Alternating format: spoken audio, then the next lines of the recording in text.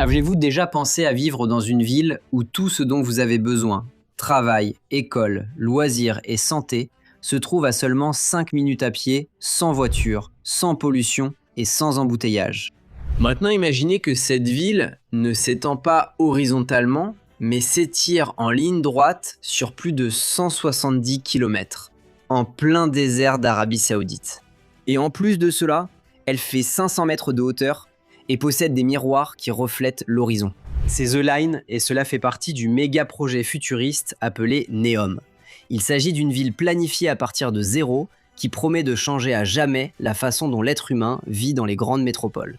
Face à tout ce que nous connaissons, un projet comme celui-ci semble impossible à réaliser.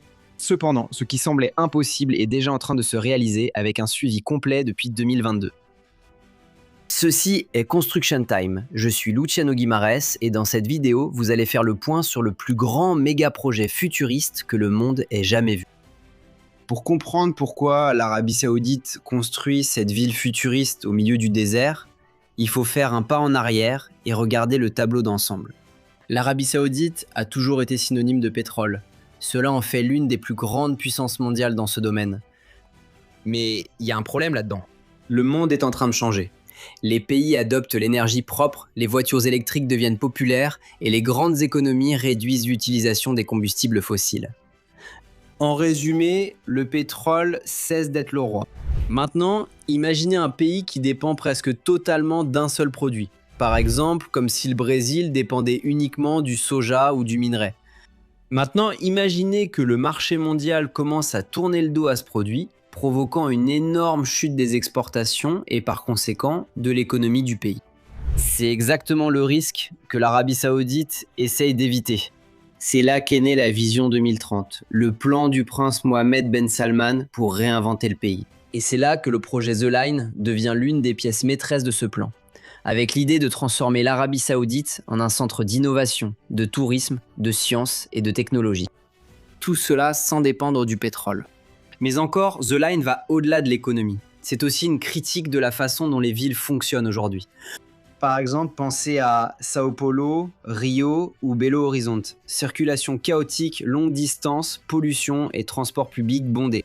Cela arrive parce que nos villes ont été conçues pour les voitures, pas seulement pour les personnes.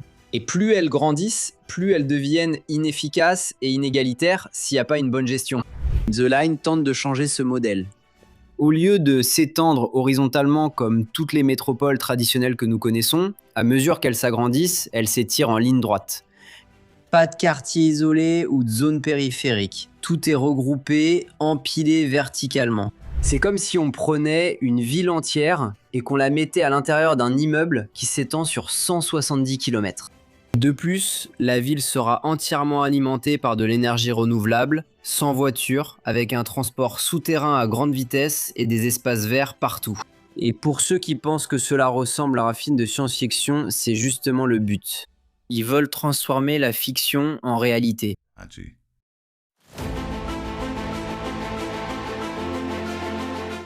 Maintenant que nous comprenons pourquoi l'Arabie Saoudite mise sur ce projet, parlons de ce qu'est réellement The Line.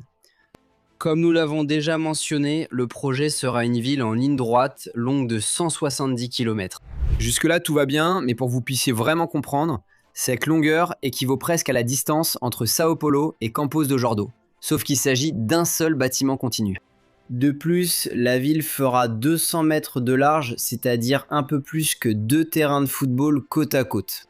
Et le plus surprenant, c'est qu'elle fera 500 mètres de haut, soit presque la taille de l'Empire State Building, mais sur 170 km de long. Pouvez-vous imaginer un mur gigantesque de miroirs traversant le désert? Voilà à quoi ressemblera The Line vue de l'extérieur.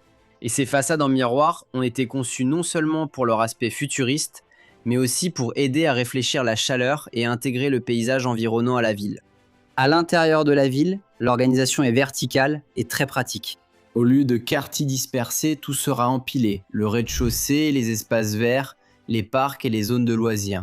Au centre, il y aura des logements, des écoles, des hôpitaux et des marchés, constituant le quotidien de la ville. Et à la base souterraine, dans toute la partie invisible, il y aura les transports, l'énergie, la logistique et même la collecte des déchets. Tout sera automatisé, On ne sait pas encore exactement comment se fera cette collecte des déchets, mais en se basant sur des principes de durabilité, il est probable que l'accent soit mis sur la réduction, la réutilisation et le recyclage. D'autant plus que le projet lui-même est axé sur la durabilité. Cependant, comme vous pouvez déjà l'imaginer, l'un des aspects les plus radicaux de la proposition est l'élimination complète des voitures. Autrement dit, il n'y aura pas de rue avec de la circulation.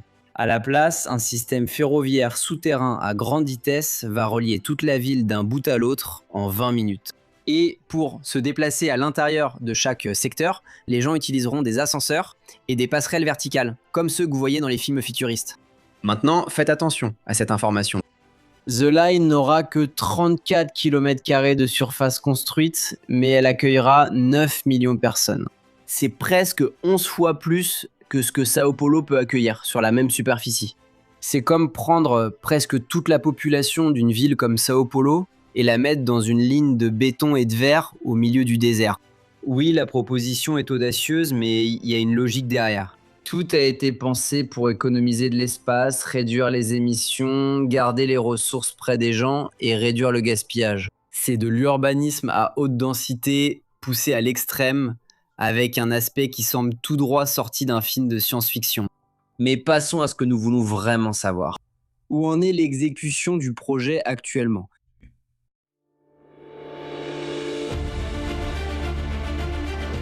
Maintenant que vous avez compris le concept de The Line et ce qu'il promet, voici la question que tout le monde se pose.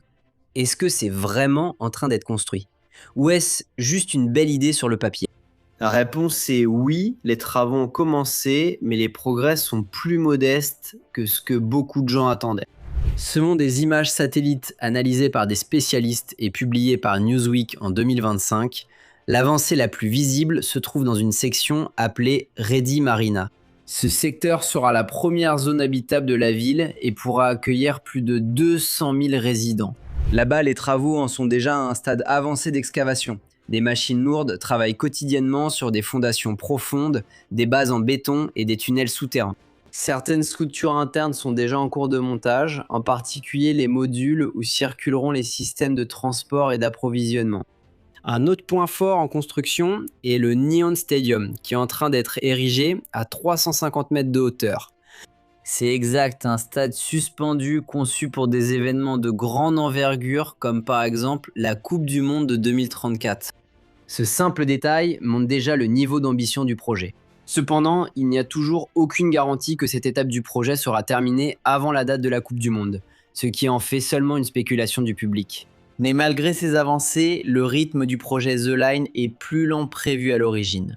L'objectif initial était de terminer les 5 premiers kilomètres de la ville d'ici 2030.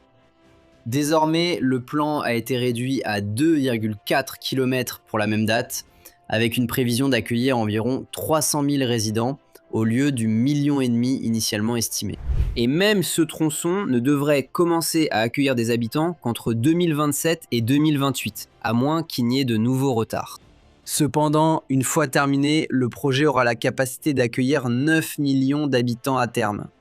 Et là, un autre facteur important entre en jeu. Le coût initial du projet a été estimé à environ 500 milliards de dollars. Cependant, des audits internes récents réalisés par Neon Direct to Director News indiquent que les coûts pourraient dépasser 8,8 billions de dollars. Oui, des billions. Pour vous donner une idée, cela représente presque tout le PIB du Brésil. Même si l'Arabie Saoudite dispose de beaucoup d'argent provenant du pétrole, ce type d'investissement suscite des doutes même parmi ses propres partenaires. De plus, ce nouveau montant représente plus de 25 fois le budget annuel de l'Arabie Saoudite. Autrement dit, The Line est bel et bien en train de devenir réalité. Mais elle fait face à une réalité bien différente de la vision idéalisée présentée dans les vidéos promotionnelles. L'avenir dépendra de la capacité du gouvernement saoudien à maintenir le rythme des travaux, à attirer des investisseurs et à répondre aux critiques qui ne cessent de croître autour du projet.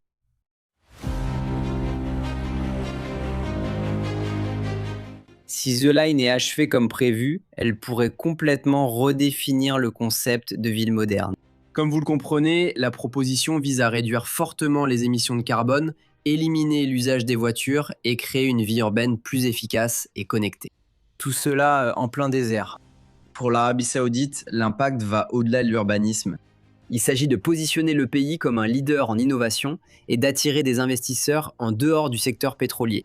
Cependant, la mise en œuvre soulève des doutes, des questions sur les droits de l'homme, le déplacement des populations locales et les milliers de milliards investis suscitent encore le débat. Les critiques considèrent le projet comme une vitrine technologique éloignée de la réalité sociale du pays. Malgré cela, The Line est déjà en construction et cela en soi rend déjà le projet pertinent. Cela ne se réalisera peut-être pas exactement comme rêvé, mais il est peu probable que cela passe inaperçu. Si cela fonctionne, ce sera un exemple. Si cela échoue, cela servira d'avertissement sur la limite entre l'ambition et la viabilité. Merci d'avoir regardé cette vidéo jusqu'ici. Qu'en pensez-vous au vu de ce que l'on sait actuellement de The Line? Est-ce que ce projet verra vraiment le jour tel qu'il a été initialement prévu? Qu'en pensez-vous? Laissez votre avis dans les commentaires, je serai ravi de tous les lire. Je vais m'arrêter ici. Je vous embrasse fort et à bientôt pour la prochaine vidéo.